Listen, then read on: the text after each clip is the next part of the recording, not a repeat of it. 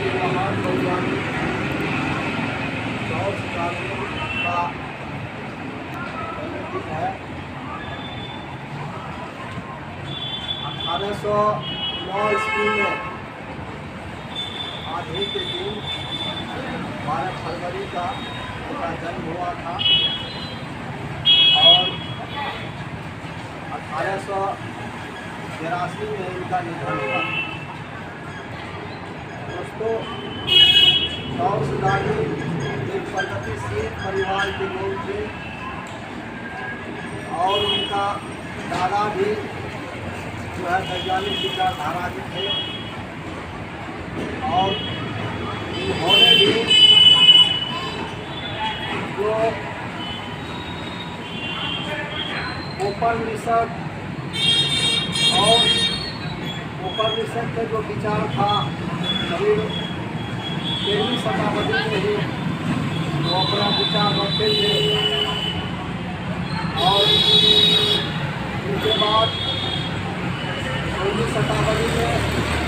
UNESCO जो अपना विचार रखते कि ये जो धर्म के द्वारा जो है यह बताया गया था कि पूरा दुनिया में जो है सूर्य घूम घूम के रोशनी देता और ये जितना भी जंतु है जो पृथ्वी है यह सबको ईश्वर ने रचना किया और इसको नकारते हुए चार्ल्स डार्विन का जो थ्योरी है वो अपने पिताजी के नाम रॉबर्ट डार्विन थे और उनके दादाजी का नाम बिना समझ थे और वो भी उनसे पहले कई किताब लिखे थे इस पर और उनको पूरे इंग्लैंड में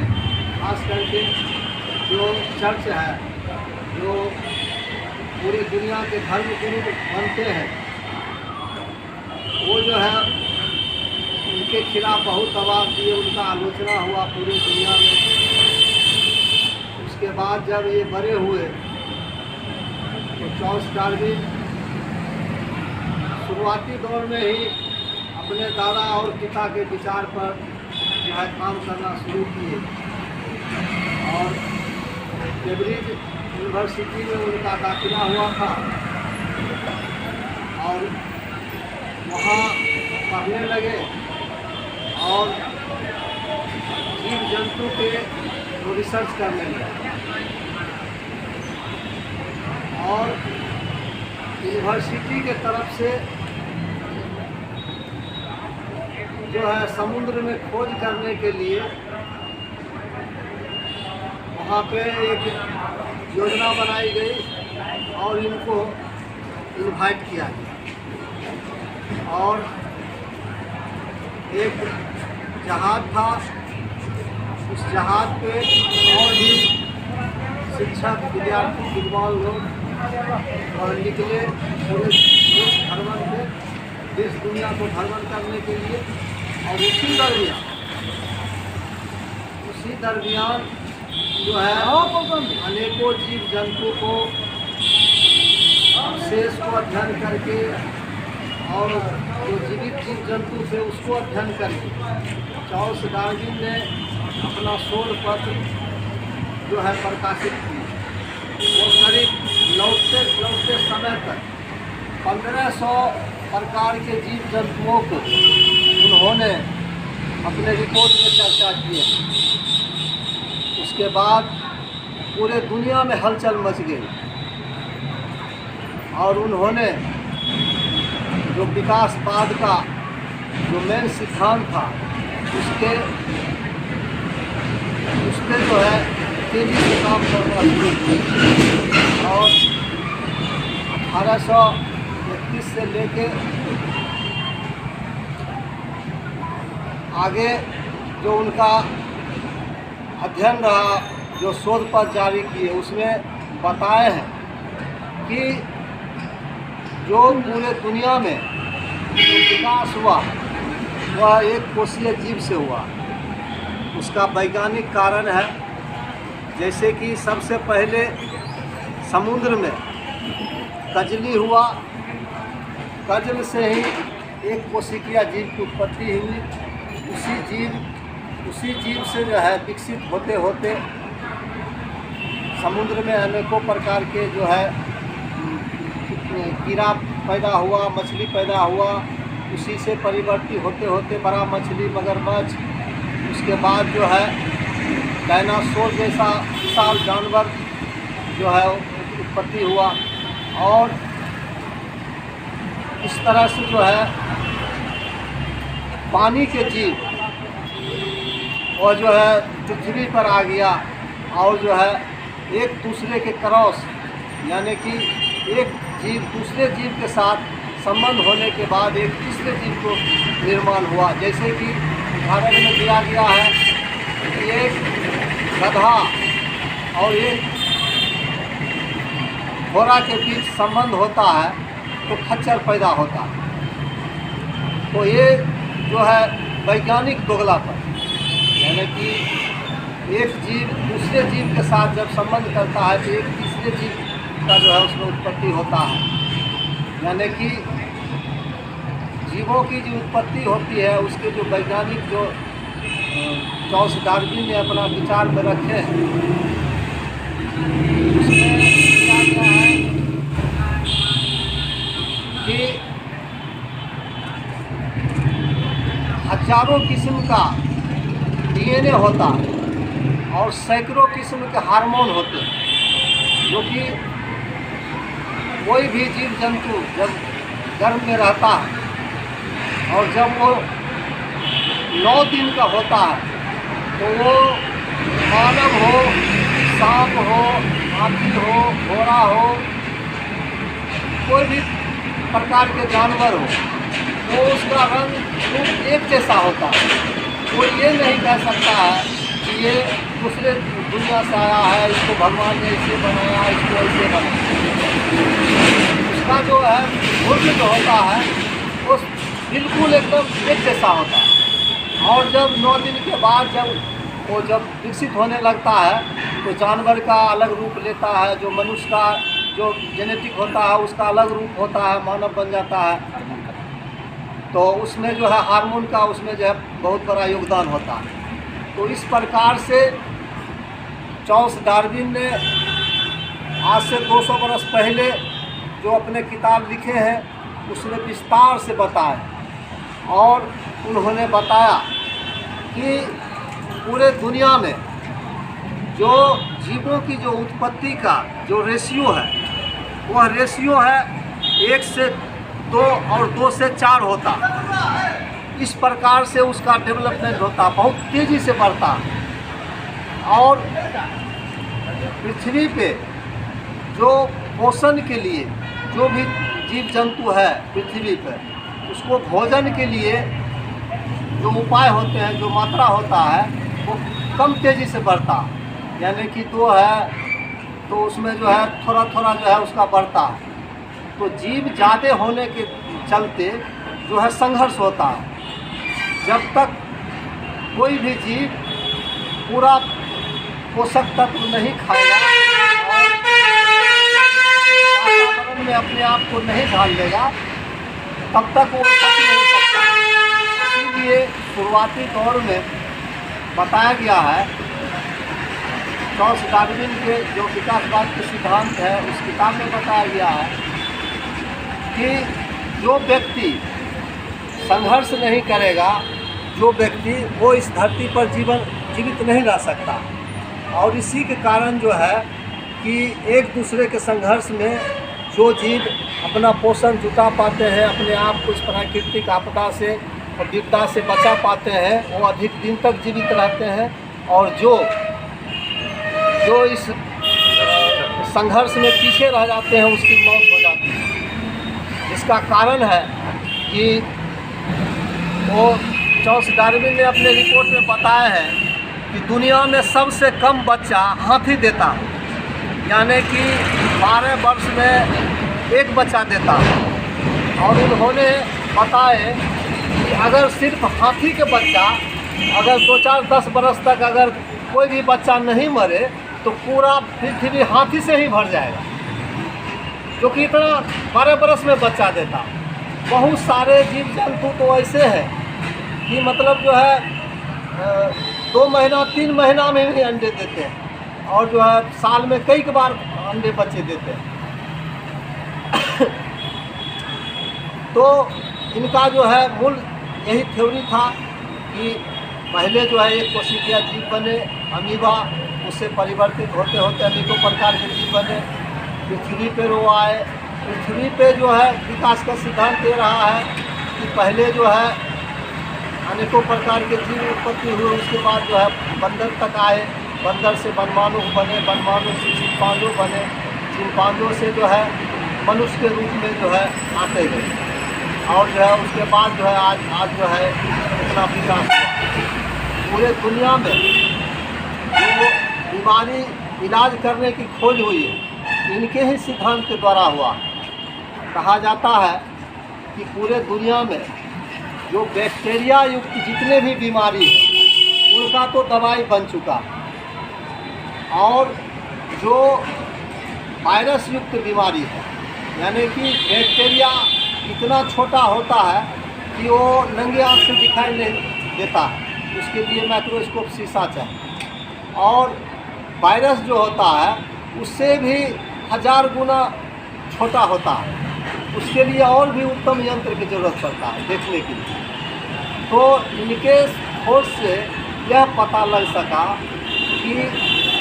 जीव जंतु का विकास कैसे हुआ, और वो जो बीमारी होता है, जो व्यक्ति जो पोषक तत्व नहीं ले पाते हैं, इस वातावरण में ढंग से नहीं जी पाते हैं, नहीं रह पाते हैं, तो वो जल्दी बीमार होते हैं। तो उसके इलाज के लिए अब जैसे शुरुआत में जब कोई कट जाता था, घाव हो जाता था, तो उसको जो है इलाज नहीं हुआ था टैबलेट का, दवाई का। तो सर्वप्रथम जो है पेनिसिलिन का जो है जो खोज हुआ था, उसमें बताया जाता था कि जैसे आप कोई डबल रोटी है, कोई गेहूं की रोटी बनाते हैं, मक्का की रोटी बनाते हैं, और 2 दिन 1 दिन रह जाती है, उसमें फफूंद आ जाती है, और वो फफूंद में ही जो है पेनिसिलिन की मात्रा होती है, और जब वो फफूंद को जख्म के साट देता था, बांध देता था, तो धीरे धीरे उसका जो है जख्म भरना शुरू हो जाता है। और आगे चल के और भी वैज्ञानिक आए, और जो है उस जो है फफूंद से जो है वो पेनिसिलिन का जो है आविष्कार हुआ। और उसके बाद जो है पूरे दुनिया में जो है इतना लोग जो है मर रहे थे, तो जो है बहुत बड़ी एक सहायता हुआ पूरे दुनिया में लोगों को बचाने की। आज जो है अनेकों प्रकार की बीमारी है जिसके पेनिसिलिन जो है दवाई सबसे ज़्यादा उपयोग में आता है। तो दोस्तों, मैं ये कहना चाहता हूँ कि चार्ल्स डार्विन ने पूरे दुनिया में जो चिकित्सा पद्धति है उसमें एक नई क्रांति ला दिया। चार्ल्स डार्विन से पहले पूरे दुनिया में जो धर्मगुरु थी ईसाई का जो होता था, पोप जॉन पॉल, और जो पादरी, वो पूरे दुनिया में ये ऐसा कानून बनाया था कि धर्म के खिलाफ जो भी जाएगा, जो भी बोलेगा, उसको जान से मार दिया जाएगा। ये सख्त कड़ा कानून था, और उसको जो है विरोध का सामना करते हुए इन्होंने इतना बड़ा महान काम किया। इनको भी बहुत सारी आलोचना का शिकार करना हुआ, और इनके बात को पूरे दुनिया में इसलिए जो है लागू किया गया क्योंकि इन्होंने 22 वर्ष तक लगातार समुद्र में रह के रिसर्च की, और इनका एक बात का भी काट कोई भी धर्म गुरु, कोई भी धार्मिक लोग नहीं कर पाए। इसीलिए जो है इनका सिद्धांत पूरे दुनिया के यूनिवर्सिटी में चलता है। आज पूरे दुनिया में 247 देश हैं जो मुस्लिम देश हैं, ईसाई देश हैं। अपने देश को विकास करने के लिए अपने अपने देश के कॉलेजों में, यूनिवर्सिटियों में इन्हीं का जो है सिद्धांत से जो है इन्हीं का सिद्धांत पढ़ाया जाता है, और जाके वो विकास होता है। लेकिन ये दुखद बात है कि भारत जैसे देश में ये जो अपना शिक्षा मंत्री है वो चार्ल्स डार्विन का विरोध करते हैं, और ये कहते हैं कि हमारे चिकित्सा पद्धति तो पूरे विश्व में जो है आगे है, हमारे राम जी जो है धूल मिट्टी को लाद दे दिए वो सीता पैदा हो गई। तो इस तरह से कुतर्क देके जो है शिक्षा पद्धति को मजाक उड़ाते हैं। भारत में दोस्तों जो बीमारी की इलाज निकल चुका है, डायरिया, मलेरिया, फलेरिया, निमोनिया, इस प्रकार के जो सैकड़ों बीमारी है उसका इलाज है, लेकिन फिर भी वो जो है दवाई उपलब्ध नहीं हो पा रही है। भारत सरकार जो है उसको जो है चिकित्सा सहायता नहीं दे रहा है। हिंदुस्तान में गरीबी के कारण झाड़ फूक होते हैं, इसके कारण लोग की बीमारी बढ़ता है और हजारों की संख्या में हर साल लोग मर रहे हैं, बच्चे मर रहे हैं। तो जब तक डार्विन का जो सिद्धांत है उसको भारत के शिक्षा में शामिल नहीं करेगा और उस पर गहन अध्ययन करके विद्यार्थियों को नहीं बताएगा, नहीं बताएगा, तो भारत में जो है पूरे दुनिया में सबसे ज़्यादा है, जो बाल मृत्यु दर है पूरे दुनिया में सबसे ज़्यादा है, तो ये सब कमी नहीं हो सकती है। और पहले जो है डार्विन के सिद्धांत ये भी एक प्रूव किया कि पहले चर्च के द्वारा फरमान जारी था कि कोई भी शादी विवाह होगा तो अपने परिवार में ही होगा। तो आज भी पूरे दुनिया में मुस्लिम धर्म में भी आप देखिएगा कि अपने चचेरे ममेरे भाई बहन से ही शादी हो जाती है। तो डार्विन ने इस पर रिसर्च किए, इसमें सिद्धांत दिए हैं कि जो मनुष्य है जो एक ही परिवार के हैं, एक ही जगह रहते हैं, उसमें जो डीएनए होता है वो जो है मिला जुला होता है, कोई उसमें विशेष नहीं होता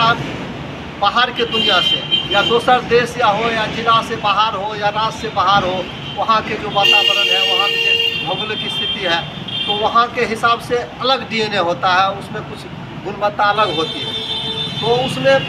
पहले जो शादियाँ होती थी जिसके कारण क्या होता था कि लोग जो है ज़्यादा बीमार होते थे। एक ही परिवार में शादी होता था तो उसके कारण जो है उसका जो है डीएनए जो है डेवलप नहीं हो पाता था, उसका शारीरिक रूप से मजबूत नहीं हो पाता था, मानसिक विकास जो है तेज़ी से नहीं हो पाता था, तो लोग 30 बरस 35 बरस में मर जाते थे। चार्ल्स डार्विन ही देख लीजिए कि 50-60 बरस की उम्र में ही मर गए, और भी बहुत सारे वैज्ञानिक जो है 50 से 60 बरस में मर गए। तो उसका बहुत बड़ा कारण ये था, और इसका भी ये बहुत ज़ोरों से विरोध किए कि वैज्ञानिक तौर से जो शादी ब्याह होनी चाहिए वो अपने परिवार से बाहर होनी चाहिए, जिला से बाहर होनी चाहिए, या जिला में भी हो तो दूर होनी चाहिए। और जब भी इस तरह के विवाह होगा तो हर मनुष्य के अंदर जो है गुणसूत्र होता है, यानी कि कोई भी बच्चा जो पैदा होता है उसका उन्होंने जो सिद्धांत दिए हैं उसमें है कि 23 गुणसूत्र जो है पुरुष का होता है और 23 गुणसूत्र महिला की होती है। और उसके बाद जो महिलाएं के मासिक धर्म होती है, तो मासिक धर्म जो है 3 रोज़ की होती है। जैसे कि महीना के 27 तारीख के मासिक धर्म जो है ख़त्म होगी, शुरू होगी, तो जो है 30 तारीख को मासिक धर्म खत्म हो जाएगा। उसका 12वें दिन या 13वें दिन खास करके तो बताए हैं कि 12वें दिन 13वें दिन जो है ये 2 दिन गर्भाशय खुला रहता है, और उस समय किसी औरत और पुरुष में संबंध होता है तो जो है उसका जो है शुक्राणु जो है उसके अंडाणु में जाके मिलता है, तो एक नया जन्म का निर्माण होता है। और उसके बाद जो है वो जो है अंतर्गर्भ में जो है 9 महीना तक पलते बढ़ते रहता है। उसके बारे में भी विस्तार से बताएं। तो 23 गुणसूत्र मर्द का और 23 जो है औरत का मिल के जो है 47 गुणसूत्र जो है होता है, और वही गुणसूत्र जो है वो तय करता है कि आँख कहाँ होगा, कान कहाँ होगा, पैर कहाँ होगा, हाथ कहाँ होगा। तो वो सब की जिम्मेवारी होती है। और वो जो है और जो भी गर्भधारण होता है और जो दूर में शादी होता है उसमें बताए हैं कि करीब 2000 से ज़्यादा नए डीएनए उसमें विकसित होता है, और ये आगे धीरे धीरे विकसित होकर बढ़ते चला जाता है। तो इस प्रकार से जो है कि उसका जो है और जो है मानसिक रूप से वो परिपूर्ण होता है और शारीरिक रूप से परिपूर्ण होता है, बहुत ही उनका IQ बहुत बड़ा होता है। तो इस प्रकार से उन्होंने उनका सिद्धांत के द्वारा जो पढ़ा जाता है, बताया जाता है, तो इसमें जो है बहुत बड़ी जो है सफलता पूरी दुनिया को मिली। तो यही सब इनकी विशेषता थी और आज उनका जन्मदिन है और हम लोग मना रहे हैं। बहुत ही दुख के बात है कि आज हिंदुस्तान में जो मेडिकल साइंस इतना आगे बढ़ा है, इतने दवाई खाना है, इतने जो है हॉस्पिटल है, सरकारी अस्पतालें हैं, सरकार के तरफ से इनके जन्मदिन के मनाने के लिए कोई प्रावधान नहीं है, कोई जो है फंड नहीं है और जो है इस तरह के वैज्ञानिक को जो है प्रचार प्रसार भारत में नहीं किया जा रहा। तो मैं इतना ही कह के अपनी बात को